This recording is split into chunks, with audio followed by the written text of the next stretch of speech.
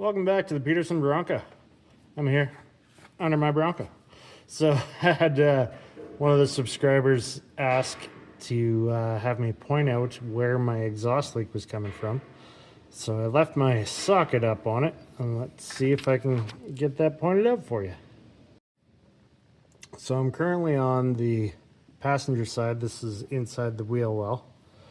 And if I look, you know, basically coming off brake line, you have the strap for it, and then you just look underneath the liner here, and you can see right where my socket is. So I have a 15 mil socket sitting on the nut that I need to tighten, and that's where my exhaust leak is coming from. Now this has been tightened once so far. I'm going to be tightening it again because I can hear the exhaust leak again. But yeah, so I hope that helps while I'm, you know, laying under my truck.